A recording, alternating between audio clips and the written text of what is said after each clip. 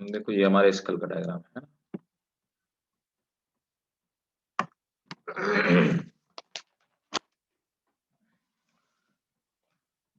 अब देखो जितनी भी आपको हड्डियां दिखाई दे रही हैं, इन सभी हड्डियों के ऑलमोस्ट दो दो यहाँ पे पेयर मौजूद है ना, क्योंकि आपको अभी एक साइड दिखाई दे रहा है, दूसरा साइड नहीं दिखाई दे रहा है।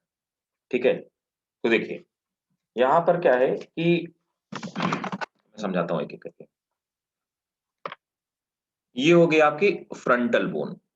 तो फ्रंटल आप समझ लीजिए, जो आपकी फ्रंट में बोन दिखाई देती है उसको फ्रंटल बोलते हैं, फ्रंट। ठीक है, उसके बाद आप देखिए कि इसको बोलते हैं पैराइटल बोन्स, है ना। तो पैराइटल बोन क्या होती है? रूफ एंड साइड, इसका मतलब होता है पैराइटल का, रूफ एंड साइड। ठीक है, तो एकदम रूफ के ऊपर और साइड में जो बोन होती है तो पैराइटल, तो आपकी दो फ्रंटल हो गई, दो पैराइटल हो गई, है ना। आप टेम्पोरल जो होती है, टेम्पोरल का मतलब होता है टेम्पल, जो कनपटी में पाई जाए उसको टेम्पल बोलता है ना। टेम्पल वाले क्या होता है? कनपटी।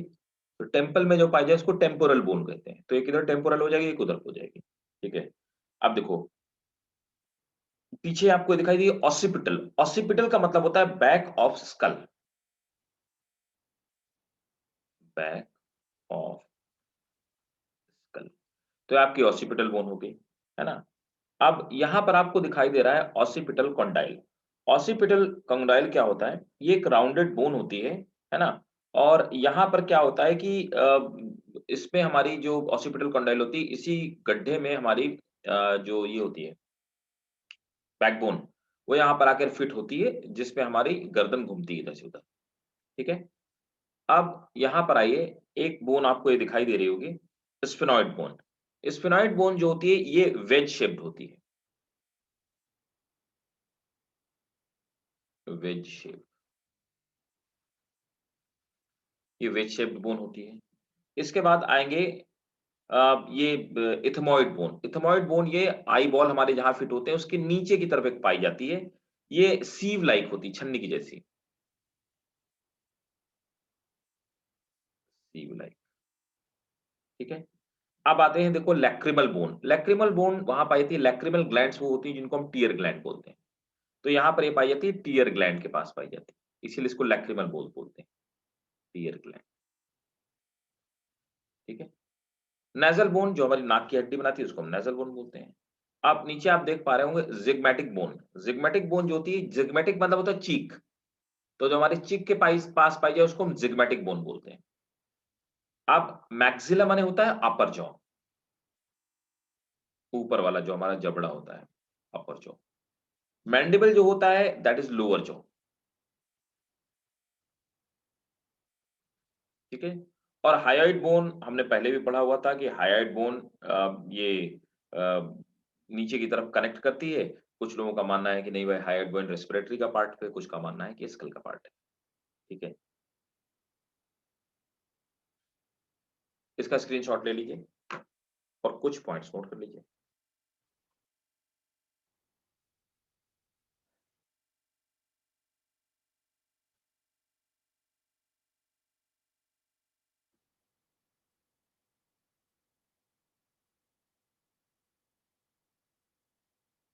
ले लिए स्क्रीनशॉट, यस सर। नोट कीजिए।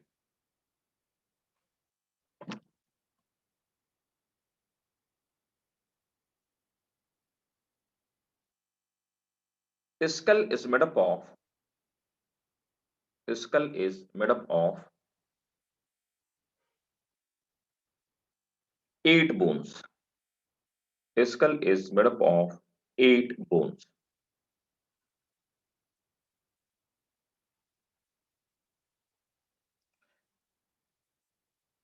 Sorry, skull is not made up of 8 bones. Skull तो ज्यादा बोन से मिलकर बनी होगी। एक मिनट, क्रेनियम 8 बोन से बनी होगी। Total number of bones 14।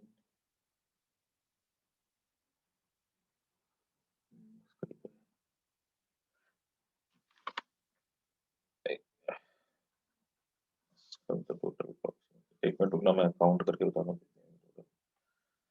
8 की हो गई, 8 and 6 14।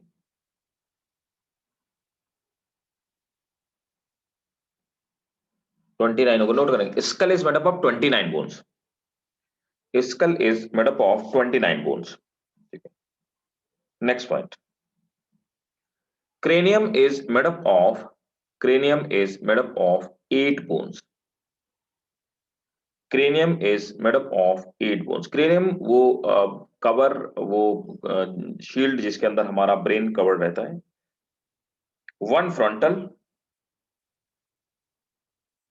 2 parietal, 2 temporal,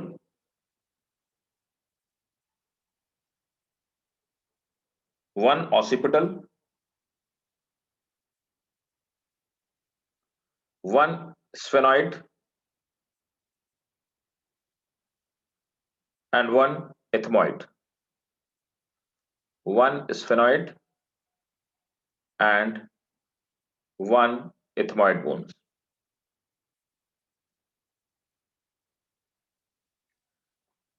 cranium is the cavity, cranium is the cavity in which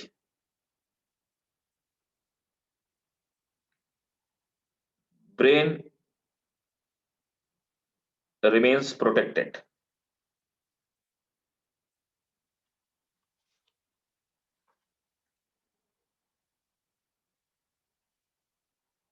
next,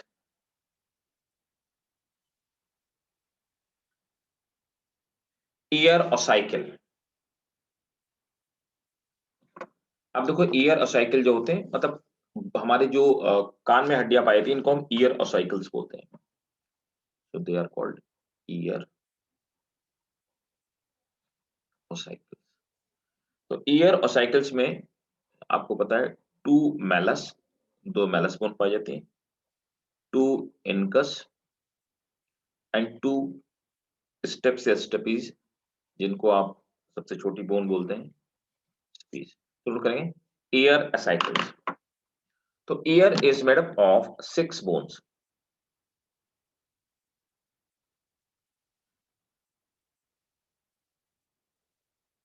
2 malleus, 2 incus,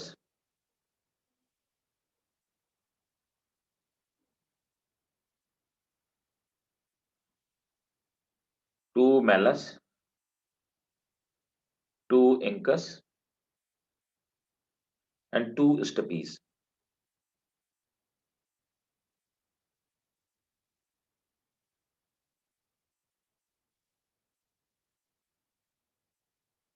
next, bones of face.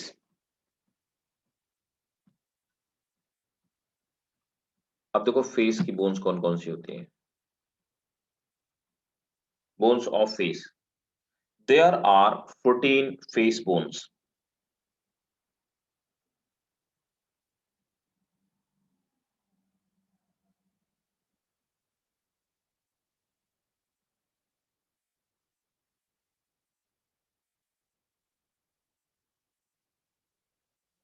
ठीक है, अब देखिए दूसरा आ जाते हैं, सेकंड है हमारा वर्टिब्रल कॉलम। तो ये था हमारा ब्रेन वाले फेस। ठीक है, अब वर्टिब्रल कॉलम समझ लेते हैं कि वर्टिब्रल कॉलम क्या क्या होते हैं। हमारे वर्टिब्रल कॉलम में कितनी बोन्स पाई जाती हैं।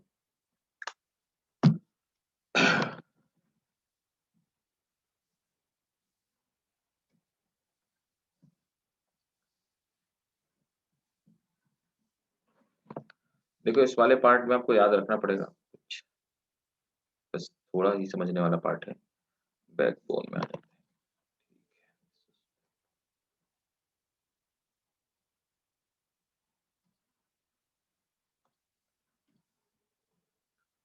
देखो ये वाला पार्ट जो है ये हमारे लेटरल साइड से बैकबोन का है, स्पाइनल कॉलम जिसको आप बोलते हो। और ये जो ये वाला पार्ट दिखा रहा है, ये वाला पार्ट आपका फ्रंट से। तो सबसे पहला पार्ट होता है सर्विकल। तो हम बैकबोन कितने पार्ट में डिवाइड करते हैं, सर्विकल। सर्विकल मतलब सर्विक्स जो हमारी गर्दन के पास होता है उसको हम सर्विकल बोलते हैं। दूसरा पार्ट होता है थोरेसिक, मतलब जो हमारी रेस्पिरेटरी कैविटी के पास होता है। तीसरा पार्ट होता है लंबर, जो हमारी डाइजेस्टिव कैविटी के पास होता है। और सबसे आखिरी में हमारे कमर के पास जो होता है, तो इसको सैक्रम बोलते हैं और कोगाइजल, सबसे लास्ट पार्ट। कोकाइजल वो होता है, this is a fusion of many bones, ये कई सारी इनफैक्ट 5 बोन्स जो मिलकर के कोकाइजल का फॉर्मेशन करते हैं। आप देखो यहाँ पर जो हमारी सर्विकल वर्टिब्री होती हैं, तो सर्विकल वर्टिब्री के यहाँ पर कितनी कितनी बोन्स पाई जाती हैं, तो मैं ये लिख देता हूँ सामने। सर्विकल में पाई जाती हैं 7 बोन, ठीक है, सर्विकल वाले पार्ट में, है ना। और फिर आते हैं थोरेसिक वाले पार्ट में। थोरेसिक वाले पार्ट में पाई जाती हैं 12 बोन्स, तो 12 छोटी-छोटी बोन्स से मिलकर के बना होता है। और इसके बाद आते हैं यहाँ पर लंबर वाले पार्ट में पाई जाती हैं 5 बोन्स, ठीक है। अब सैक्रम मैंने आपको बताया कि जो सैक्रम होता है, this is made up of 5 pieces. ये 5 पीसेस से मिलकर बनी होती है। और कोकाइजल जो होती है, this is made up of 4 pieces, ठीक है। तो नोट कर लेंगे, human vertebral column, point note कर लीजिए, human vertebral column is 71 centimeter long. Human vertebral column is 71 centimeter long. It is curved and it is curved. Full stop. It is made up of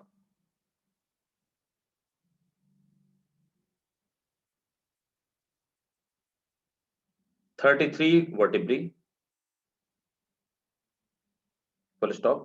However, it is consist of, however, it is consist of 26 bones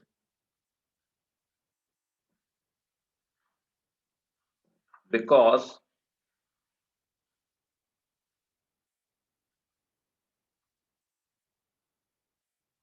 five because 5 sacral vertebrae, 5 sacral vertebrae are fused, 5 sacral vertebrae are fused to form sacrum, and 4 coccygeal and 4 coccygeal vertebrae are fused to form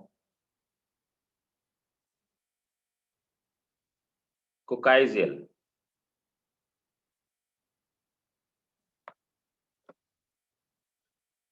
ठीक है, तो यहाँ पे हाँ And 4 coccygeal are fused to form. कोकेक्स या कोकाइजल।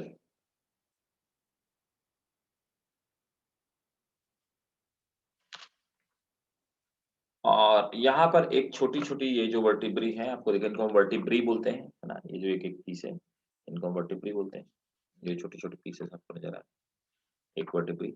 इसके बीच में छेद होता है, ये हॉलो होती है, इस तरह की कुछ होती है। ये इस तरह से होती हैं, बीच में हॉलो होती हैं, जिनमें न्यूरॉन्स रन करते हैं, इस वाले पार्ट में न्यूरॉन्स रन करते हैं ऊपर से नीचे तक। अब आ जाते हैं ये तो हो गए हमारे ये बैकबोन।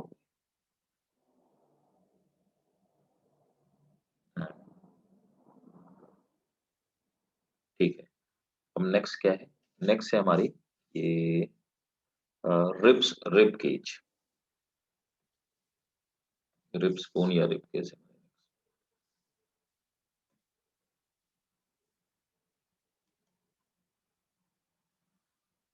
देखो,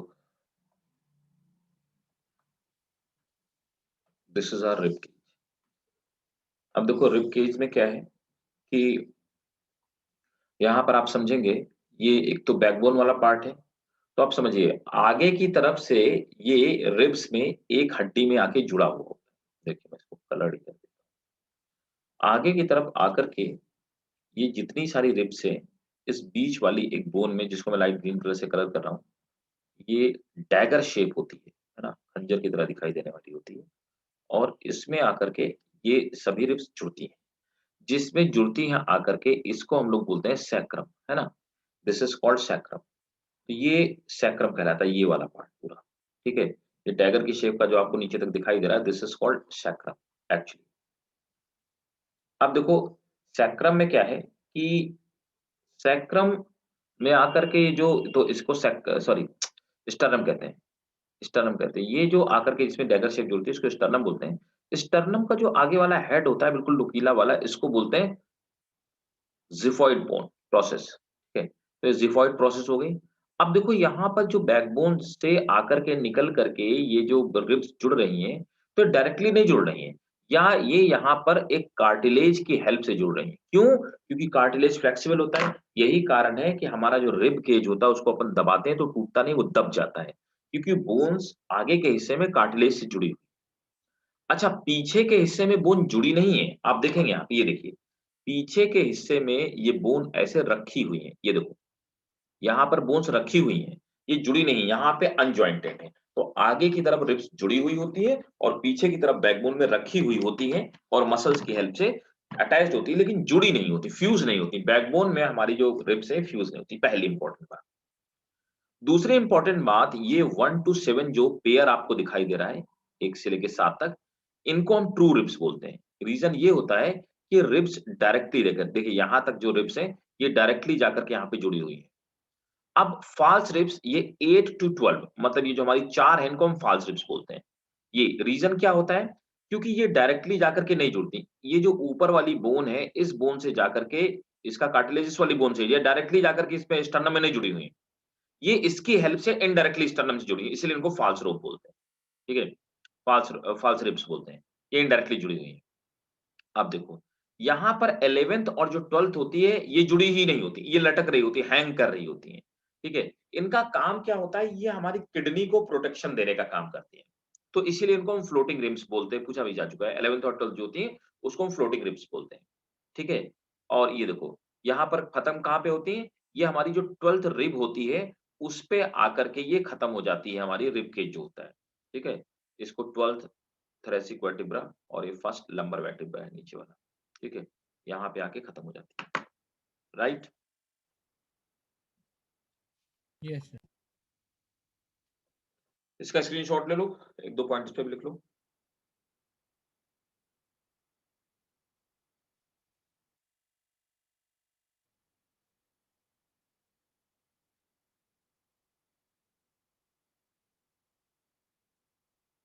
सर एक बार आप प्लीज ये ट्रू और फॉल्स वाली बबल बता दीजिए। ट्रू वाली भाई साहब डायरेक्टली जुड़ती हैं जाकर के हमारी स्टर्नम में और फॉल्स वाली इनडायरेक्टली स्टर्नम में जुड़ती हैं, डायरेक्टली नहीं जुड़ती हैं जाकर, यही डिफरेंस और कोई डिफरेंस नहीं। जो फॉल्स वाली है वो सबसे नीचे वाले वर्टिब्रल कॉलम में जाकर के जुड़ती हैं। Okay.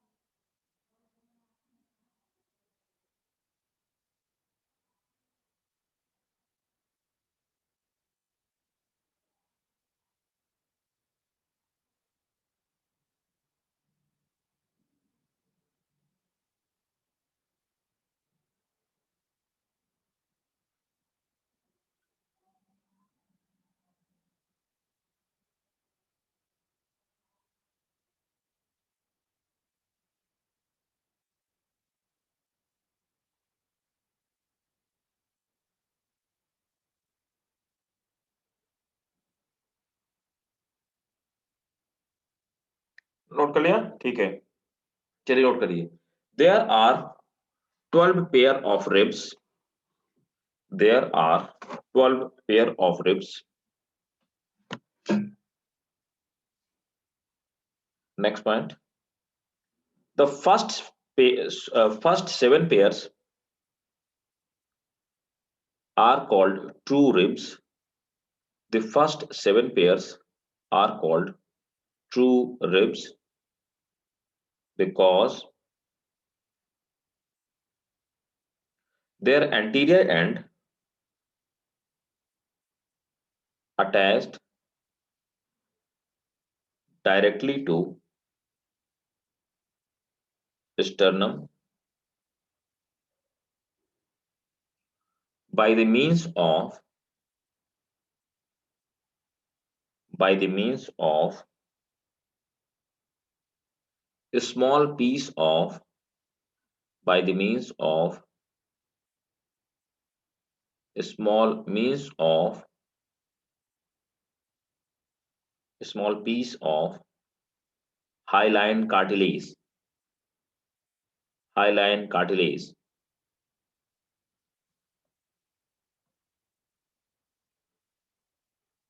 Next, 8th, 9th, 8th, 9th, and 10th pair of ribs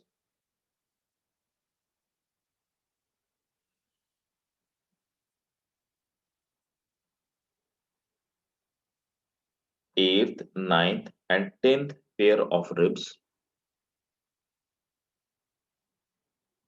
joined indirectly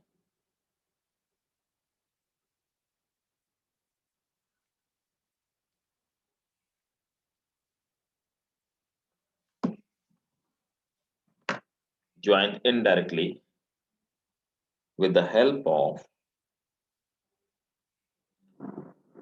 7th ribs.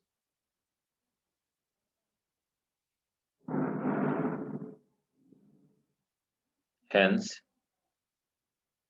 they are false ribs.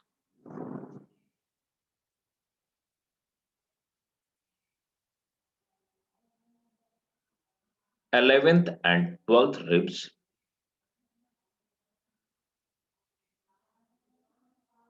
does not attach anteriorly, hence they are floating ribs. Hence, they are floating ribs. They protect kidney. They protect kidney.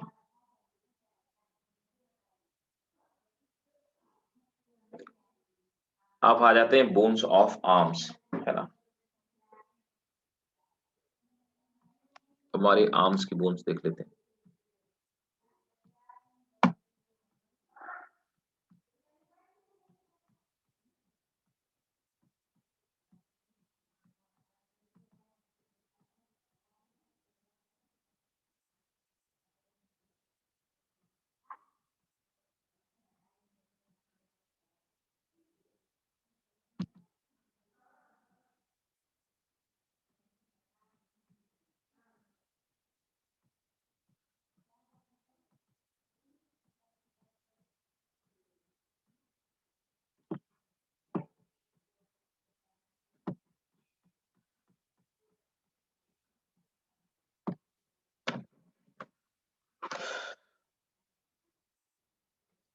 देखो,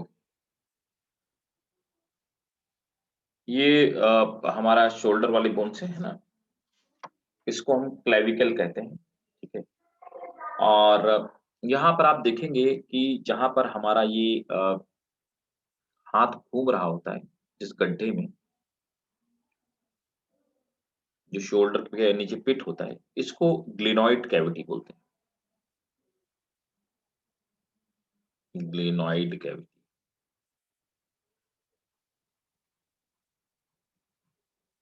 और आप देखेंगे कि ये जो हमारा कंधा है, पूरा का पूरा शोल्डर, है ना, तो ये ऊपर वाला तो पार्ट क्लेविकल हो गया, नीचे वाली ये जो हड बोन है, इसको हम स्कैपुला बोलते हैं। स्कैपुला। तो ये पीछे वाला जो एक ट्रायंगुलर हमारे शोल्डर के पीछे एक बोन दिखाई देती है वो स्कैपुला बोन है, ठीक है। और ये हमारी क्लेविकल बोन हो गई। और ये हमारा जो ये वाली बोन है ये ह्यूमरस बोन है, और ये ह्यूमरस का हेड है, और इसको हम लोग ह्यूमरस का हेड बोलते हैं। ह्यूमरस में ही हेड, ये वाले पार्ट को बोलते हैं शाफ्ट। शाफ्ट। और ये वाले को हम लोग बोलते हैं टॉर्सियला। TORCHLA, टॉर्सियला। और ये तीनों पार्ट मिला करके हम लोग कहते हैं इसको ह्यूमरस। HUMU,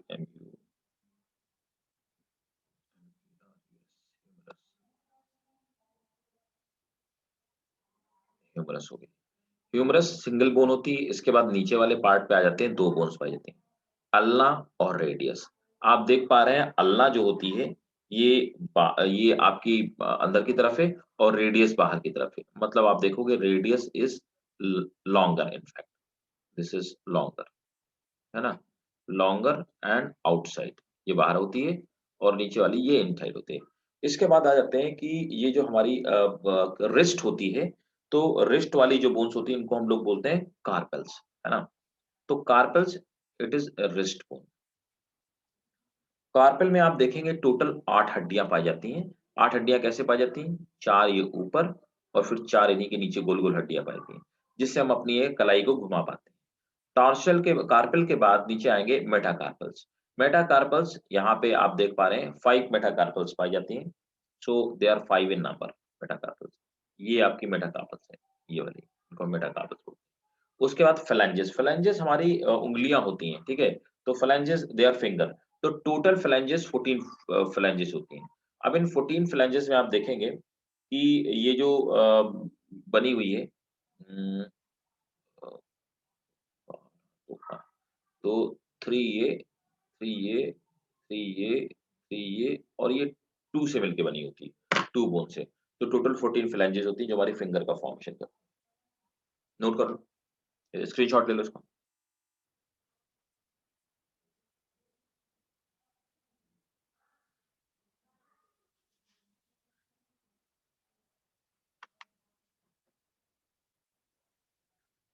नोट करिए। Pectoral girdle,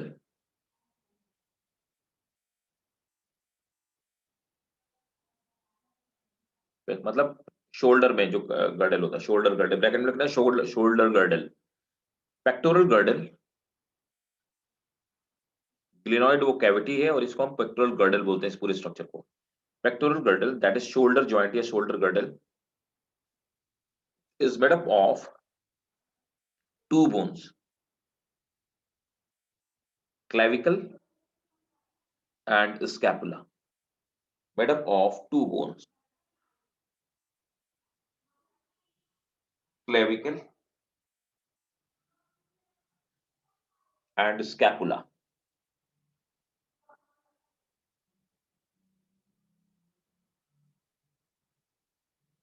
Next point.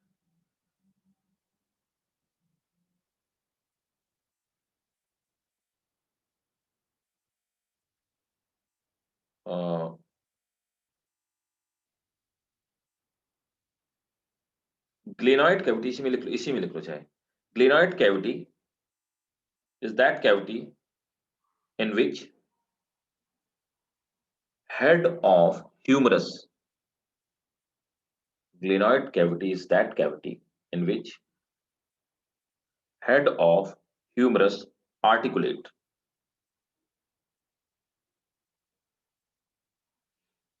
Head of Humerus articulate. ये ह्यूमरस जो हड्डी नहीं, इसका ऊपर वाला जो हेड देखो उसी में घूमता है। Head of humerus articulate. Next, each arm is consist of 30 bones. Each arm is consist of 30 bones. अब कौन कौन सी 30 बोन है? 1 humerus,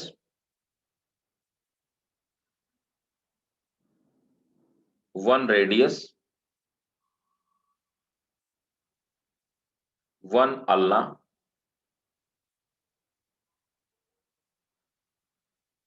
8 carpal spoon, 8 carpal bones, 5 metacarpal and 14 phalanges. तो ये जो phalanges होती हैं इनका फॉर्मूला यही होता है जो मैंने अभी आपको बताया, 2:3:3:3:3, ये फॉर्मूला होता है phalanges का। ठीक है, तो ये हमारा हो गया हैंड का स्ट्रक्चर।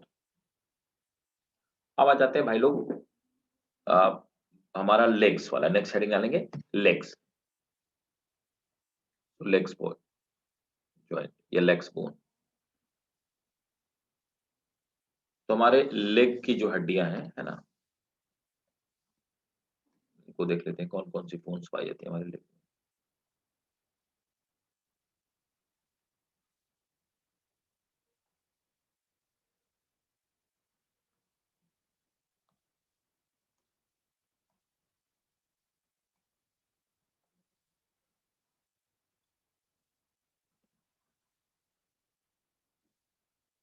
अब देखो यहां पर आप देखोगे हमारा जो लेग होता है वो जिस गड्ढे में घूमता है उसको हम पेल्विक गर्डल कहते हैं। ठीक है, तो अब देखो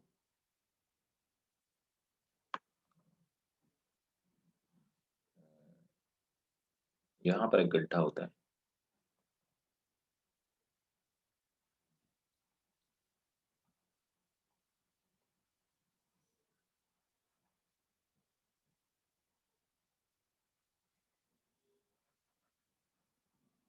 पेल्विक गर्डल, है ना। तो पेल्विक गर्डल में हमारा ये जो हड्डी होती है उसमें पेल्विक गर्डल में हमारी जो पैर वाली हड्डी होती है ये मूव करती है। अब देखो यहाँ पर क्या है कि ये इलियम है, इलियम, प्यूबिस और इस्चियम, तीनों मिलकर के, तीन हड्डियां मिलकर के हमारे एक हिप का फॉर्मेशन करती है ना। ठीक है, और इसमें कोगोक्सियल और सैक्रम बोन आकर के, देखो यह दिख रहा है, सैक्रम आकर के फिक्स होती है ना। तो इलियम, प्यूबिस और इस्चियम ये मिलकर के हमारे एक हिप का फॉर्मेशन करते हैं। ठीक है, और उसके बाद आएंगे ये फीमर है ना। तो फीमर का जो हेड होता है ना, ये फीमर का हेड इसमें आर्टिकुलेट करता है, किसमें, इस वाली हड्डी के अंदर जो गड्ढा है उसको हम पेल्विक गर्डल बोलते हैं। ठीक है, फीमर हमारे बॉडी की सबसे बड़ी बोन। ठीक है, और ये वाला फीमर का शाफ्ट वाला पार्ट हो गया। हमारा जो नी होता है, घुटना, उसको हम पटेला कहते हैं। ठीक है, और जैसे हाथ में दो हड्डियां पाई जाती हैं उसी तरह से जैसे रेडियो और अल्ना पाई जाती है, उसी तरह टिबियो और फिबुला पाई जाती है। आप देखोगे टिबिया जो है अंदर की तरफ है और फिबुला बाहर की तरफ है। फिबुला यहाँ पे क्या है, इज लार्जर। जैसे वहां पे कार्पल्स थी वैसे यहाँ पे टार्सल्स है ना। तो टार्सल्स हो गई, देखो वहां पे कार्पेल थी 8, टार्सल्स लेकिन 7 पाई जाती। ठीक है, सो दे आर 7 इन नंबर। तो ऊपर की तरफ वहां 4 थी लेकिन यहाँ पे 3 ही है, और नीचे की तरफ आप देखोगे यहाँ पे 4 है, तो 7 टार्सल है ना। मेटाटार्सल उतनी ही 5 ही है। ठीक है, और फ्लैंजेस उतनी ही है 14 है। ठीक है, तो फ्लैंजेस का भी वही सेम फॉर्मूला होगा, फ्लैंजेस का सेम फॉर्मूला होगा 2:3:3:3:3 है ना। तो ये सेम फॉर्मूला यहाँ पर है, राइट।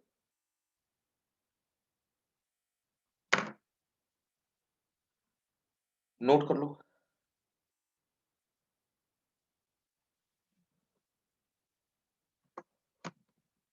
तो जो हमारी हिप बोन होती है, हिप बोन्स को हम लोग कहते क्या है, we call them innominate bone.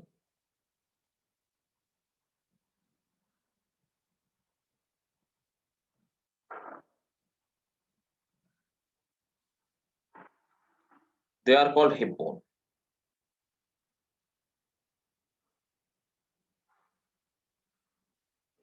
Sir फिर से बोल दीजिएगा।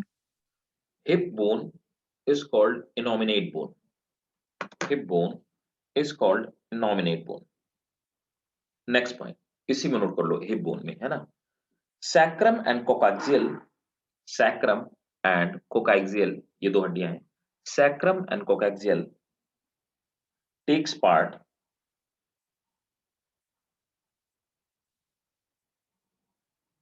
in formation of pelvis.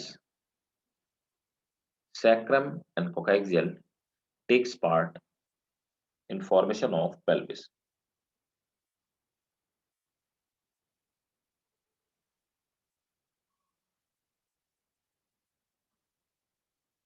Next point. Each hip bone is consist of ilium, ischium and pubis.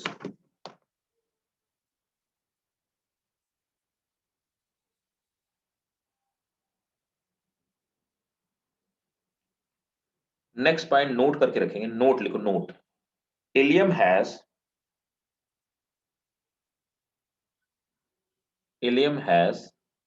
One large depression,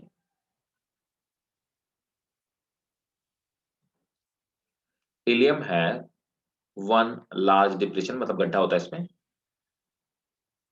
depression, इसको हम लोग बोल क्या है, ग्रेटर साइटिक नॉच बोलते हैं। Large depression called greater sciatic notch, called greater sciatic notch, through which sciatic nerve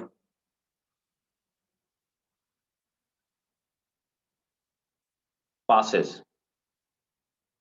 This is the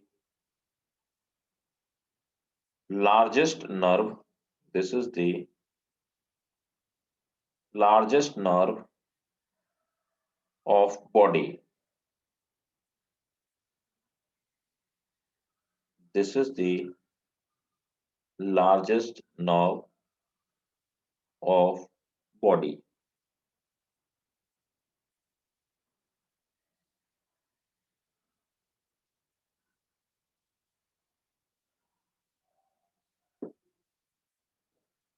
ठीक है भाई, ये हमारे लेग्स की बोन्स थी।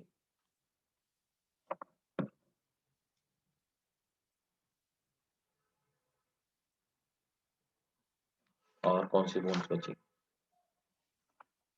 ठीक है, so this was all about the bones of our body.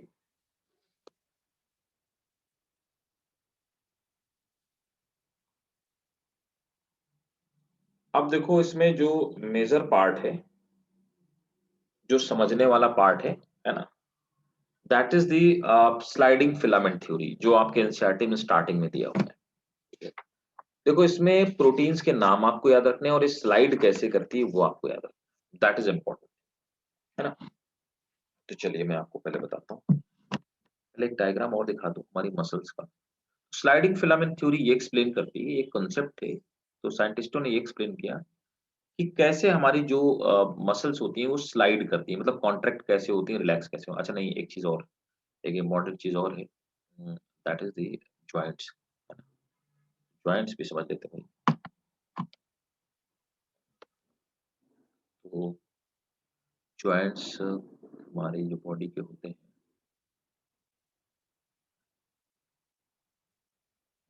तो देखो दो तरह के जॉइंट्स होते हैं, एक तो वो जो मूव ही नहीं करते और दूसरे क्या होते हैं, इमूवेबल जॉइंट्स होते हैं। तो चलो मैं एक एक करके बताता हूँ आपको, फिर स्लाइडिंग फिलामेंट थ्योरी।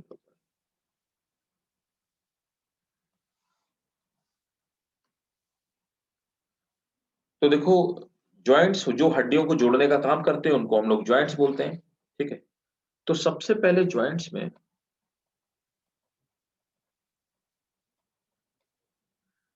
आते हैं फाइब्रस और immovable joint.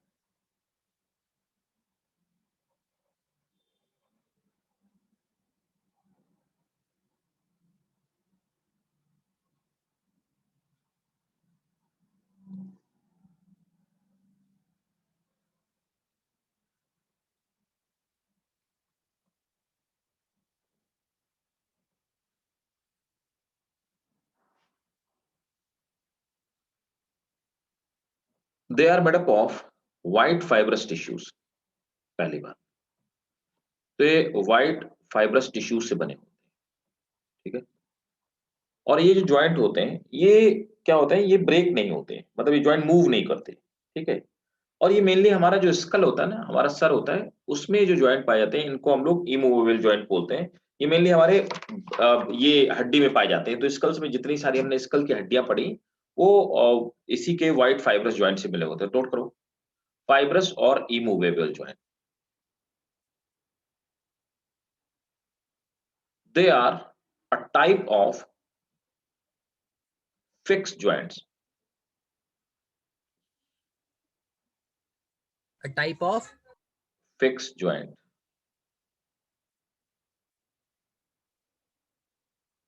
they never move here and there। देखो इसका स्क्रीनशॉट ले लो, ये रहे हमारे फाइब्रस ज्वाइंट जो ऊपर है सर में, ये फाइब्रस ज्वाइंट्स है, ये कभी भी वो नहीं होते, ठीक है।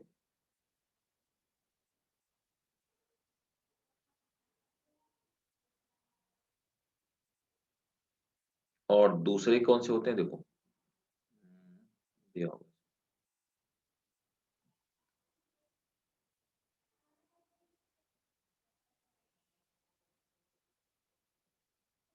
दूसरे नोट करो, second,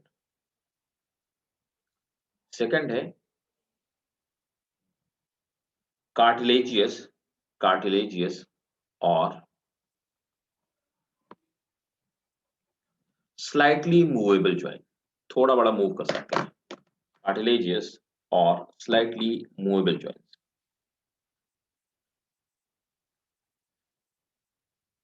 They are a pad of white cartilage between, they are a pad of white cartilage between the end of bone, sir they are a pad of white fibrous cartilage between end of bones. They allow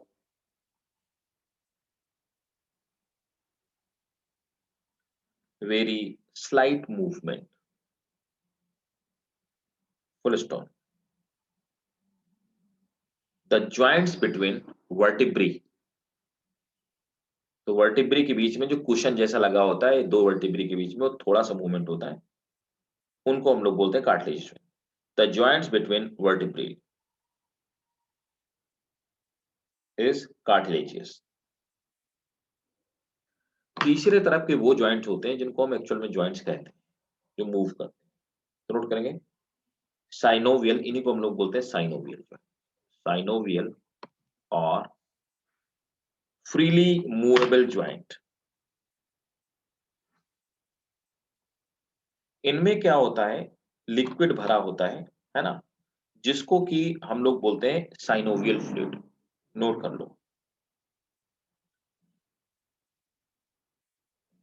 there is a synovial membrane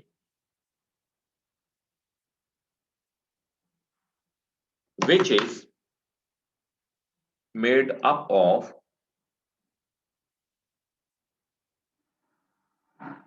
secretory epithelium, which is made up of secretory epithelium and secrete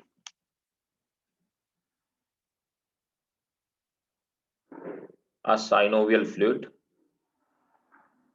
and secrete a synovial fluid for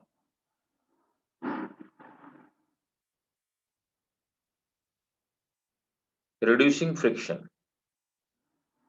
for reducing friction।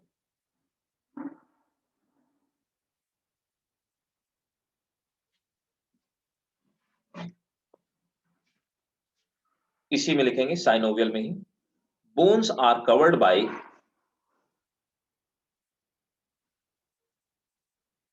cartilage. Bones are covered by cartilage.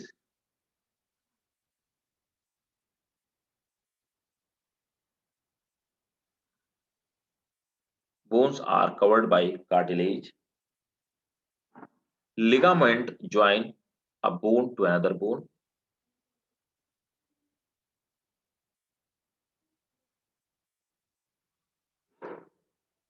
Ligament join a bones to another bone.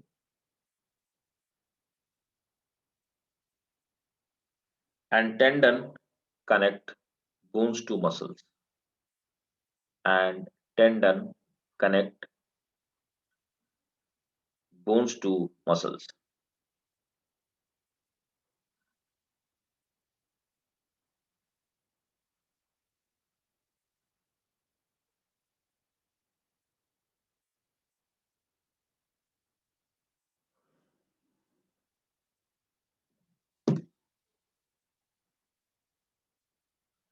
ठीक है, अब देखो इसमें कौन कौन से joint होते हैं, समझिए। तो टाइप्स ऑफ साइनोवियल जॉइंट में सबसे पहले आते हैं हिंज जॉइंट, है ना। तो ये रहा आपका हिंज जॉइंट। हिंज माने होता है कब्जा, वो कब्जे मतलब जो हमारे दरवाजे में लगे होते हैं डोर्स में, हमारा डोर एक ही डायरेक्शन में ओपन हो सकता है। तो हिंज जॉइंट की खासियत ये होती है कि ये हमारे एक ही साइड ओपन हो सकते हैं, दूसरे साइड नहीं ओपन हो सकते। तो इनको हम बोलते हैं हिंज जॉइंट। तो नोट करो, hinge joint, they move only in one direction.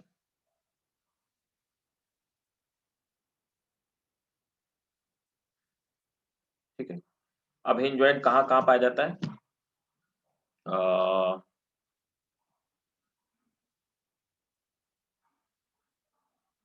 इसको मोनो एक्सेल बोलते हैं। ये यही नोट कर लो, हमारे यहाँ पे पाया जाता है, नी में, है ना, नीज में हमारे पाया जाता है, एंकल में पाया जाता है हिंज जॉइंट।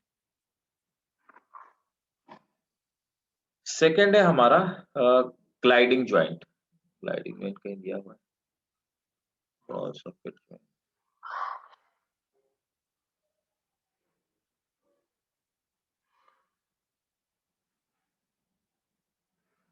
कहीं दिया हुआ है क्या? Fine, ball circuit joint, set दिया हुआ है, yes, चलो।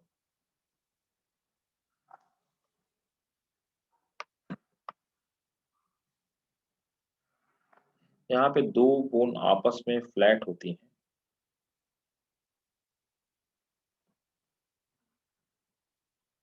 यहाँ पे कहाँ गया? देखो मैं यहाँ बताता हूँ, ये जो हमारा ये वाला पार्ट है ना, तो यहाँ पर जो ये जॉइंट पाया जाता है, it is found in between carpel bones and between tarsals bone, between carpel और यहाँ पर between tarsal.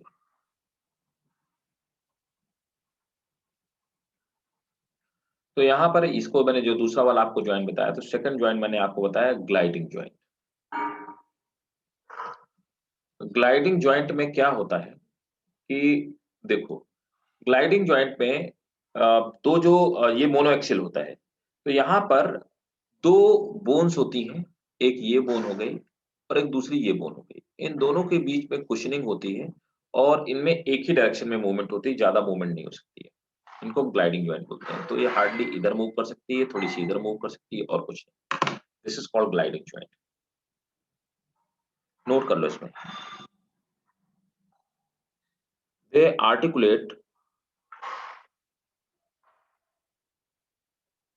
limited, they articulate limited, back and forth, comma, to and fro, थोड़ा थोड़ा बैक एंड फोर्थ, थोड़ा सा आगे पीछे, थोड़ा सा इधर उधर, 2 and 4th,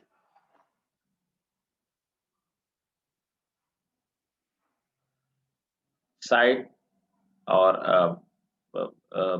back and forth, back and forth and to and fro की जगह ज्यादा अच्छे से एक्सप्लेन नहीं हो रहा।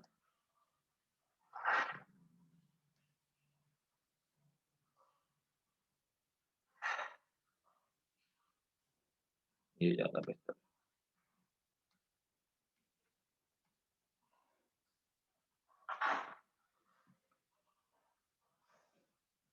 नेक्स्ट है पाइवोट ज्वाइंट है ना। अब आ जाते हैं पाइवोट। हाँ ये दे रखा है पाइवोट ज्वाइंट, दिख रहा है क्या डायग्राम साफ दिख रहा है क्या? Yes sir. आप देखो जो पाइवोट ज्वाइंट है इसमें भी मूवमेंट देखो सिर्फ एक प्लेन में हो सकता है। पाइवोट का मतलब होता है सिर्फ ये इधर डायरेक्शन मूवमेंट हो सकता है ना, एक ही डायरेक्शन में, तो इसको हम पाइवोट ज्वाइंट बोलते हैं। तो they allow movement only in one plane, only one plane, तो एक ही प्लेन में इनसे मूवमेंट पॉसिबल हो सकता है ना, इसको हम पाइवोट ज्वाइंट बोलते हैं। और यहाँ पर क्या होता है, राउंड या पॉइंटेड जो बोन होती है वो एक डिप्रेशन में फिट होती है ना? और एग्जाम्पल के तौर पर the joint between Atlas and axis between radius and ulna, so that is the joint between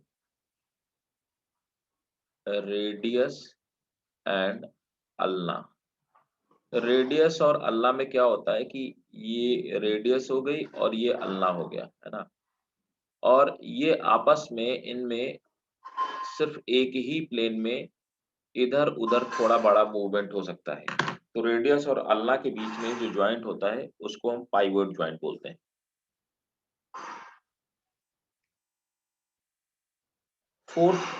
fourth आता है ellipsoid joint.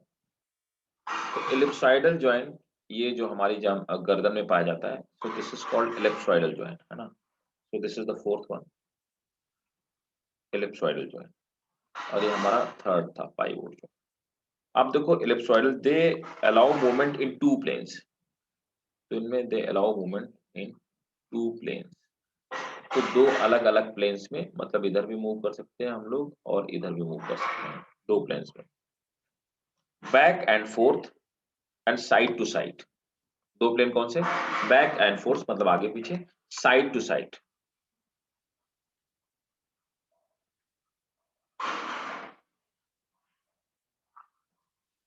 This is the joint between metacarpal and phalanges, metacarpal and phalanges।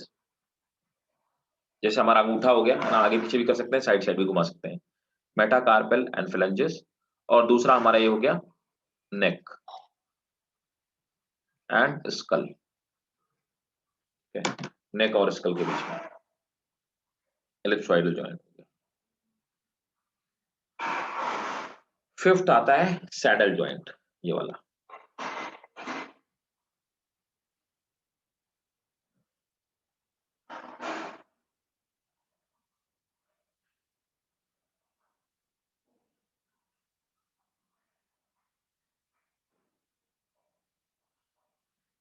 यहां पर free movement होता है ना, सभी direction में free movement.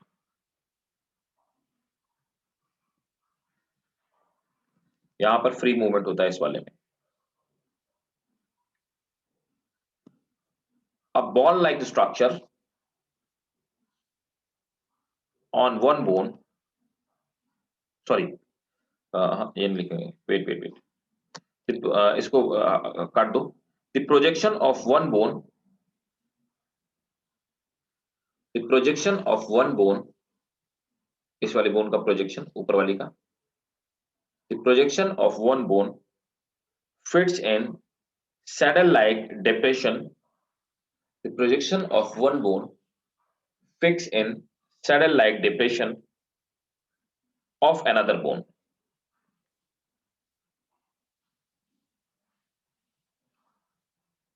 थम एंड हैंड, हमारा हाथ और जो हमारा अंगूठा होता है, थम ऑफ हैंड, हमारे हाथ का अंगूठा, थम ऑफ हैंड, तो हमारे हाथ का अंगूठा फ्री मूवमेंट करता है, उसको हम सैडल जॉइंट बोलते हैं। दिस इज बाई एक्सियल, दो एक्सिस में घूम सकता है, इसलिए इसको हम बोलते हैं by axial. This is by axial joint.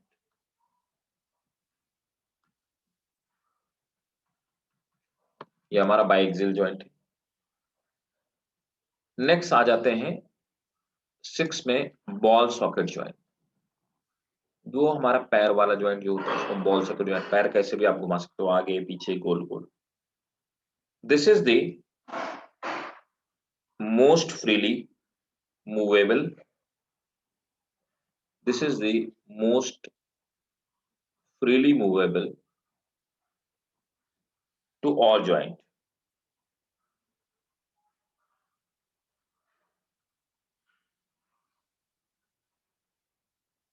इसमें लिखेंगे here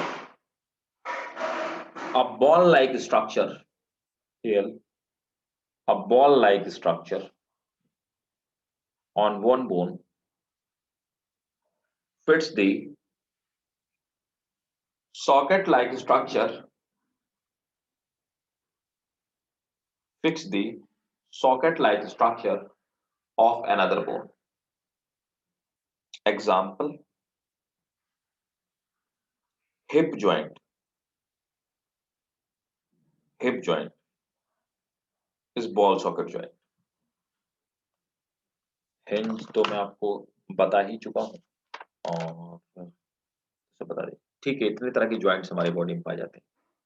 प्लेन ज्वाइंट हो गया, हिंज ज्वाइंट हम लोग पढ़ चुके हैं, तब ग्लाइडिंग ज्वाइंट और हिंज ज्वाइंट।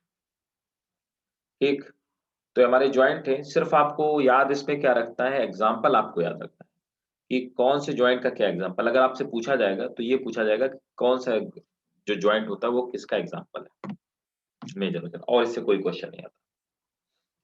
दूसरा, जैसे फ्लोटिंग बोन से क्वेश्चन पूछा जा चुका है वो। तीसरा, ग्लेनॉइड कैविटी से क्वेश्चन आ चुका है, ग्लेनॉइड कैविटी कहाँ पाई जाती है, किस किस बोन से मिलकर बनी होती है, ये क्वेश्चन आ चुका है। तो इस टाइप के क्वेश्चन आते हैं। आप देखो, हमें पढ़ना है स्लाइडिंग फिलामेंट थ्योरी, है ना। देखो एक बार मैं आपको ये भी दिखा देता हूँ, साइनोवियल जॉइंट्स क्या होते हैं, साइनोवियल फ्लूइड क्या होता है, ये थोड़ा सा दिखा देता हूँ, आपको आइडिया रहेगा। जस्ट समझने की बात है, क्रैम करने की जरूरत नहीं है। मैंने आपको बताया था कि बोन्स होती है, बोन्स के ऊपर आर्टिकुलर कार्टिलेज होता है बोन्स के हेड पे, तो देखो दोनों तरफ कार्टिलेज लगा हुआ है। फिर हमने ये पढ़ा हुआ था कि यहाँ पे एक साइनोवियल मेम्ब्रेन होती है, ये देखो साइनोवियल मेम्ब्रेन है साइड पे जो कवर करती है। साइनोवियल मेम्ब्रेन कैसी होती है, ग्लैंडुलर है, मतलब सीक्रेटरी मेम्ब्रेन है, तो सीक्रेट करती है। और सीक्रेट क्या करती है, यहाँ के जॉइंट, यहाँ पे साइनोवियल फ्लूइड भरा होता है। यही फ्लूइड लोगों का कम हो जाता है तो चट-चट की आवाज आना स्टार्ट हो जाती है, या फिर लोगों को जब दर्द-वर्द शुरू हो जाता है उस फ्लूइड खत्म होने से।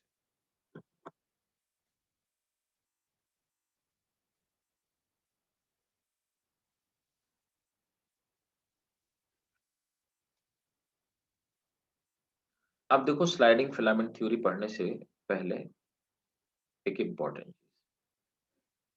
हमारी जो स्केलेटल मसल्स होती हैं, मतलब बॉडी की मसल्स, जिनकी हेल्प से हमारे हैंड्स, हमारे लेग्स, बाकी चीजें सब मूव करती हैं, मतलब वो मसल्स जो बॉडी में मूवमेंट अलाउ करती है।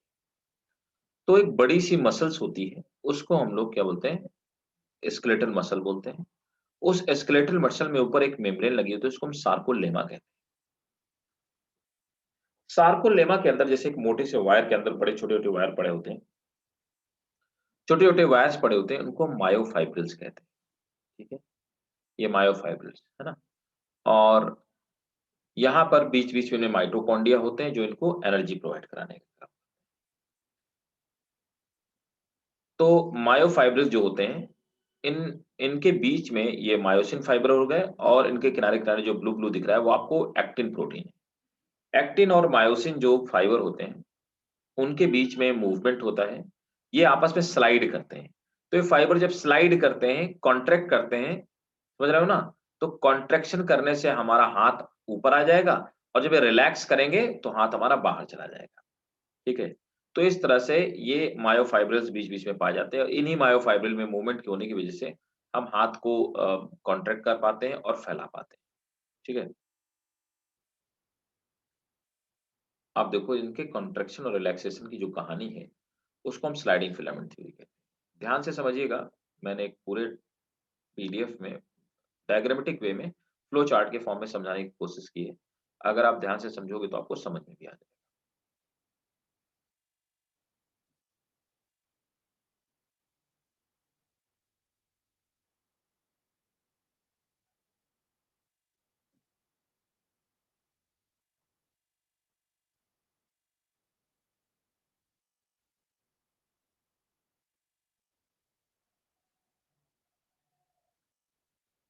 देखो थोड़ा-सा पहले मैं इस डायग्राम में समझाता हूँ आपको, थोड़ा-सा ज़्यादा आपको समझ में आएगा।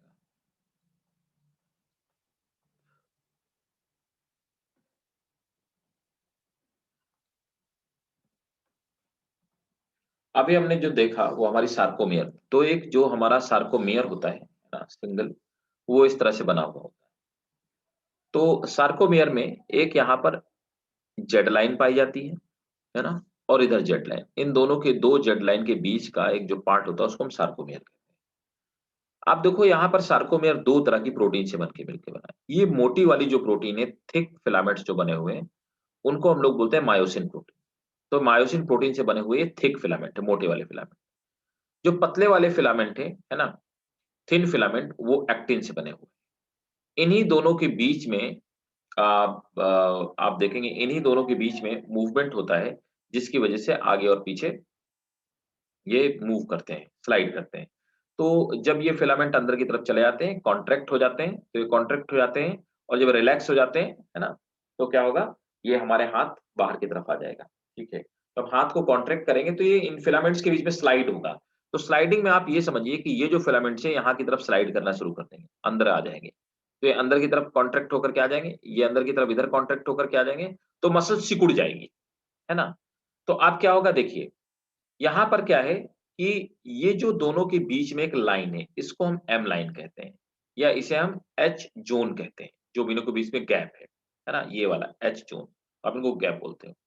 और यहाँ पर देखेंगे ये लाइट कलर के दिखाई देते हैं, डार्क कलर के दिखाई देते हैं, ठीक है? ये हमारा जेट बैंड हो गया। आप देखो यहाँ पर ये जेड लाइन हो गई, ठीक है? और अब थोड़ा-सा और डिटेल में देखेंगे इसी में।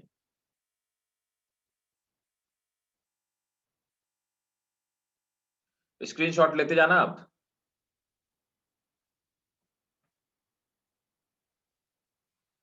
अब यहाँ पर देखो, जो हमारे थिक वाले फिलामेंट होते हैं, थिक फिलामेंट, वो इस तरह से मिलकर के बने होते हैं, बहुत सारे मोनोमर से मिलके बने होते हैं। उनका ये एक मोनोमर है, इसको हम मीरोमायोसिन बोलते हैं, है ना? मीरोमायोसिन में इनके हेड बाहर की तरफ लिपटे होते हैं। ये जो हेड बाहर की तरफ निकले होते हैं, ये इस तरह के स्ट्रक्चर है जैसे 2 साँप आपस में लिपटे हुए हों, ठीक है? तो यहाँ पर आप देखेंगे, ये इसका मोनोमर है, मतलब मायोसिन का जो मोनोमर है, उसको हम मीरोमायोसिन बोलते हैं। वो सब कुछ नोट्स में है, जो आपको पीडीएफ जो मैं अभी आपको दिखाऊँगा, उसमें सब कुछ है, ठीक है? ये इनके मोनोमर हैं। तो थिक वाला जो फिलामेंट जिसको हमने मायोसिन फिलामेंट बोला, वो 2 मीरोमायोसिन से मिलकर के बना होता है। तो जो मीरोमायोसिन्स होते हैं, वो उसका मोनोमर है, किसका? मायोसिन फिलामेंट का। अब मीरोमायोसिन डाइमर है, तो ये 2 मॉलिक्यूल से मिलके बना होता है। दोनों मॉलिक्यूल ऐसे जैसे साँप आपस में एक-दूसरे से लिपटे हुए। ऊपर की तरफ इनका एक्टिन बाइंडिंग हेड होता है, यहाँ पर एक्टिन प्रोटीन से बाइंड करते हैं। यहाँ पर एटीपी बाइंडिंग साइट होती है, जहाँ पर एटीपी आके जुड़ती है, क्योंकि जब ये मूव करेंगे तो इनको एनर्जी की ज़रूरत पड़ेगी। और एटीपी बाइंडिंग साइट एंजाइम की तरह काम करती है। ये बिल्कुल एंजाइम की तरह फंक्शन करती है। ये पीछे इनका टेल हो गया, ये मायोसिन मॉलिक्यूल है और ये इनकी नेक हो गई, है ना? जिसको आप मायोसिन लाइट चैनल बोलते हो। अब आ जाते हैं थिन फिलामेंट पे। तो थिन फिलामेंट को हम एक्टिन फिलामेंट बोलते हैं। एक्टिन फिलामेंट जो होते हैं, वो एक्टिन ये गोल-गोल जो ग्लोबुलर प्रोटीन है, ये ग्लोबुलर प्रोटीन है, इसको जी प्रोटीन बोलते हैं। तो ग्लोबुलर प्रोटीन से मिलकर के बना होता है। तो एक तो ग्लोबुलर प्रोटीन से मिलके बना होता है। दूसरा बीच-बीच में जो फिलामेंट आपको दिखाई दे रहे हैं, तो ये 3 चीज़ से जो थिन फिलामेंट 3 चीज़ से मिलके बने होते हैं। एक्टिन, ट्रोपोनिन और ट्रोपोमायोसिन, ठीक है? एक्टिन, ट्रोपोनिन और ट्रोपोमायोसिन, ये 3 प्रोटीन से मिलकर के थिन फिलामेंट बने हैं। जिनमें से एक्टिन एक ग्लोबुलर प्रोटीन है जो गोल गोल आपको दिखाई दे रही है, ये देखिए एक्टिन सब unit, this is a globular protein, globular, इसको हम जी प्रोटीन भी बोलते हैं, ठीक है, जी प्रोटीन। और यहाँ पर आप देखेंगे ये मायोसिन है, कि बाइंडिंग यहाँ पे मायोसिन बाइंड होगी, और ये जो फिलामेंट की तरह है इसको हम बोलते हैं ट्रोपोमायोसिन। तो ट्रोपोमायोसिन एक फिलामेंटस प्रोटीन है, ये बनी होती है एफ फिलामेंट से, एफ फिलामेंट, ठीक है। ट्रोपोनिन जो होती है ये बीच-बीच में कहीं-कहीं पे पाई जाती है। So this is the structure of actin and myosin fibre. समझ में आया क्या?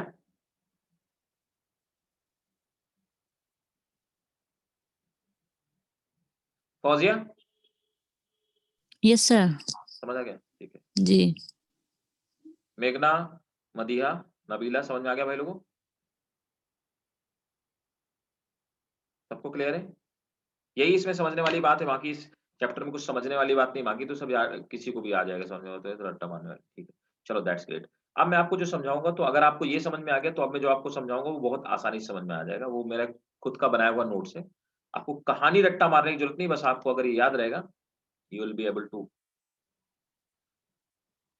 Answer each and every question.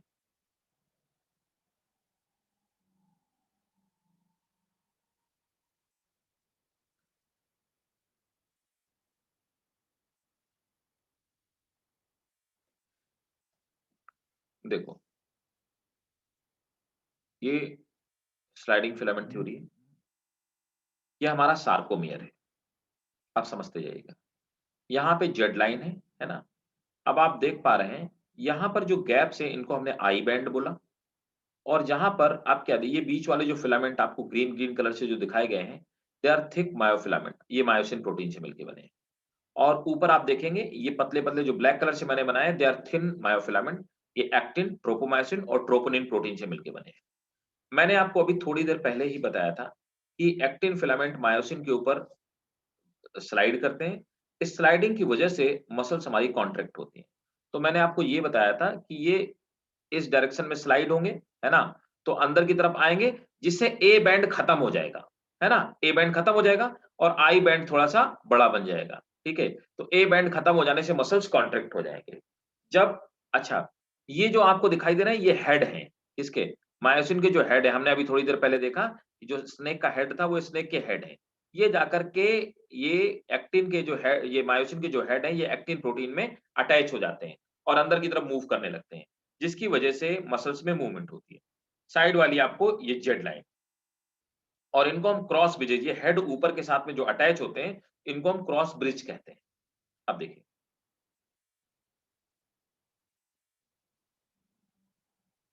नीचे की तरफ आते हैं, तो ये जो मायोसिन प्रोटीन है, उस मायोसिन प्रोटीन का मायोसिन मोनोमर है, इसको हम मीरोमायोसिन, ये क्वेश्चन नीट में ऑलरेडी पूछा हुआ क्वेश्चन है। तो ये मीरोमायोसिन है। मीरोमायोसिन में ऊपर की तरफ हेड पाया जाता है, इसको हम लोग बोलते हैं हैवी मीरोमायोसिन। तो मीरोमायोसिन 2 चीज़ों से मिलके बना है, हैवी मीरोमायोसिन। ये हैवी प्रोटीन है, इसीलिए इसको बोलते हैं एचएमएम, हैवी मीरोमायोसिन। यहाँ पर एलएमएम है, हर चीज़ लिखी हुई है, आपको लिखने की कोई ज़रूरत नहीं है, आप सिर्फ समझते जाइए। इसको लाइट मीरोमायोसिन बोलते हैं। तो टेल बनी होती है लाइट मीरोमायोसिन की और हेड बना होता है हैवी मीरोमायोसिन। ये भी क्वेश्चन पूछा हुआ क्वेश्चन। एक्टिन में एक्टिन बाइंडिंग साइट पाई जाती है, और मायोसिन में सॉरी एक्टिन मायोसिन में एक्टिन बाइंडिंग साइट पाई जाती है, और एक्टिन में मायोसिन बाइंडिंग साइट पाई जाती है, ये भी याद रखिएगा। तो ये हमारी मायोसिन प्रोटीन है। मायोसिन प्रोटीन का जो मोनोमर है उसको हम मीरोमायोसिन बोलते हैं। मीरोमायोसिन 2 डाइमर हैं, तो इनको हम क्रॉस आर्म्स कहते हैं, जिसकी नेक है इसको हम क्रॉस आर्म्स कहते हैं। हेड प्लस नेक को मिलाकर के क्रॉस आर्म्स कहते हैं। ऊपर इसमें एक्टिन बाइंडिंग साइट है और नीचे की तरफ एटीपी बाइंडिंग साइट है। मैंने बताया था अभी थोड़ी देर पहले, ये एंजाइम की तरह काम करती है। अब देखिए,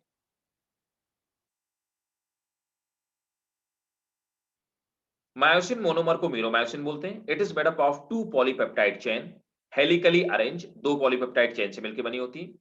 हेड वर्क्स एज एंजाइम, लिखा हुआ है ATP is enzyme. It can break ATP into ADP and release energy. अब और नीचे आते हैं, मायोसिन इज अ पॉलीमर, इसका मोनोमर मीरोमायोसिन है। मीरोमायोसिन 2 तरह से बना है, टेल से और हेड से। टेल क्या है? लाइट मीरोमायोसिन एलएमएम, हेड क्या है? ग्लोबुलर हेड है, इस is short neck and is made up of heavy meromyosin. Cross arms are projecting outwards at regular interval and they make irregular protein, इसीलिए इसको irregular shape मिलता है. ये cross arms मैंने बना रखे हैं. Structure of actin filament. अब एक्टिन फिलामेंट में actin it is contractile protein, मतलब कॉन्ट्रैक्ट हो सकती है, मेड अप ऑफ 3 प्रोटीन. ये 3 प्रोटीन से मिलकर के बनी है. देखिए, ट्रोपोमायोसिन, जी एक्टिन और एफ एक्टिन. अब देखिए ट्रोपोमायोसिन क्या है? It is a fibrous protein, जो कि हमने अभी थोड़ी देर पहले देखा. It is a fibrous protein, ये बना रखा है ट्रोपोमायोसिन रेड कलर से, fibrous protein. It runs close to the F actin in entire length. पूरे एक्टिन में ये रन करती है. Troponin, it is present tropomyosin at short distance, छोटी छोटी दूरी पे ये प्रेजेंट होती है. एफ एक्टिन, अब ये देखो मैंने आपको बताया था ना कि ये जो फिलामेंट बना है इसको हम एफ एक्टिन बोलते हैं. ठीक है, तो एफ एक्टिन छोटे छोटे गोल गोल इन स्ट्रक्चर से बना है, इनको हम जी एक्टिन बोलते हैं. तो एफ एक्टिन, इसको एफ का मतलब filament actin. 2 chains of G actin make F actin. तो ये एफ एक्टिन प्रोटीन है, ये 2 चेन से मिलकर बनी हुई है. चेन की हर यूनिट को हम लोग जी एक्टिन बोलते हैं और जी एक्टिन इसका मोनोमर है. F actin is a polymer made up of many G actin, बहुत सारी जी एक्टिन से मिलकर के बना हुआ है. जी एक्टिन, अब हमने अभी देखा था जो वहां पे हेड था वो मायोसिन के हेड पे एक्टिन बाइंडिंग साइट था, और देखिए ये एक्टिन प्रोटीन है और एक्टिन के हेड पे मायोसिन बाइंडिंग साइट है. ठीक है, जहां पे एक्टिन और मायोसिन दोनों प्रोटीन एक दूसरे से अटैच होंगे, बॉन्ड बनाएंगे. ट्रोपोनिन में आपने देखा ये जो ट्रोपोनिन प्रोटीन है इसके तीन फेस हैं, टी, आई और सी साइट. 3 साइट्स हैं. टी साइट्स का मतलब होता है बाइंडिंग साइट फॉर ट्रोपोमायोसिन, ये वो साइट है जहां पे ट्रोपोमायोसिन जुड़ेगी आकर के. सी साइट है कैल्शियम बाइंडिंग साइट, आई साइट है इनहिबिटिंग साइट. ठीक है, ये बॉन्ड बनने को रोकता है.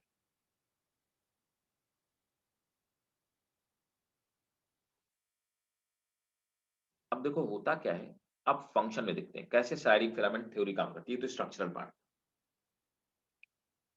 स्लाइडिंग फिलामेंट थ्योरी फंक्शन कैसे करती है. अब देखिए बात को कि यहां पर न्यूरॉन से ऑर्डर आया, इंपल्स आई, एक्सॉन के एंड में इंपल्स जब पहुंच जाती है तो इंपल्स पहुंचने के बाद आप देखेंगे कि यहां पर कैल्शियम आयन अंदर की तरफ आने लगते हैं. कहां पे? न्यूरॉन्स के अंदर की तरफ आने लगते हैं. कैल्शियम आयंस के एंट्री करने की वजह से जो ऊपर से ऑर्डर आया है उस ऑर्डर आने की वजह से छोटी छोटी वेसाइकिल नीचे की तरफ मूव करने लगती है. यहां तक तो इलेक्ट्रिकल ऑर्डर आता है, इसके बाद अब आगे केमिकल ऑर्डर चलेगा. तो यहाँ पे छोटी छोटी वेसाइकिल नीचे मूव करके बस्ट कर जाती है. वेसाइकिल के अंदर एक हार्मोन्स भरा है जिसको अभी हम लोग नर्वस सिस्टम में पढ़ेंगे, जो एक न्यूरोट्रांसमीटर है.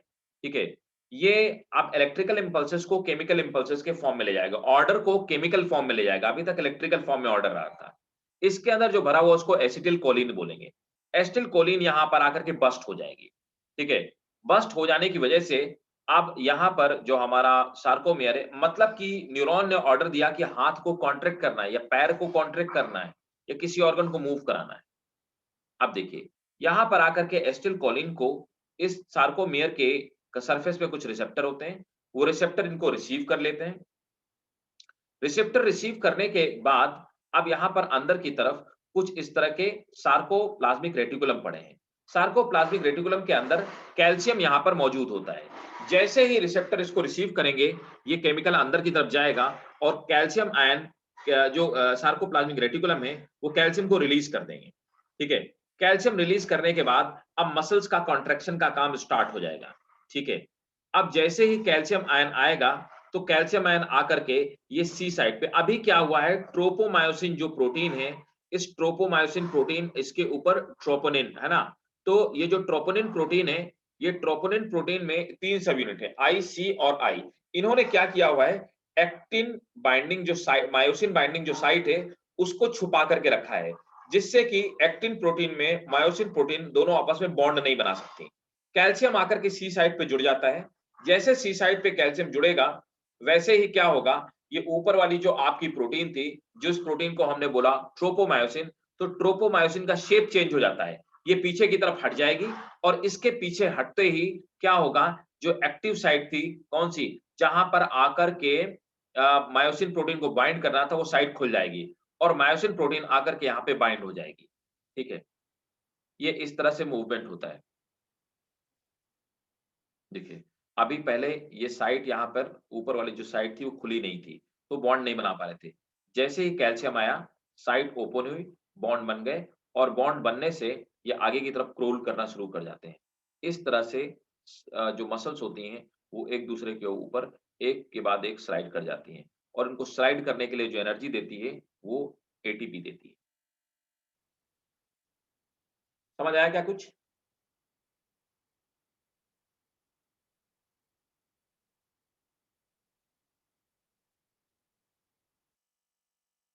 बताओ भाई, समझ आया कि नहीं आया, ये बताओ पहले।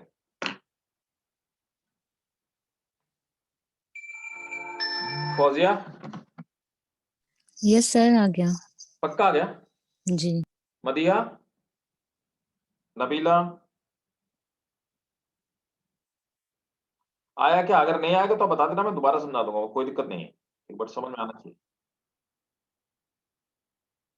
ठीक है, कोई दूसरा बैच क्लास स्टार्ट होने वाली है। ठीक है, तो आप लोग एक बार देखिएगा, अगर ये समझ में आया तो ठीक है, नहीं मैं फिर से समझा दूंगा। ठीक है।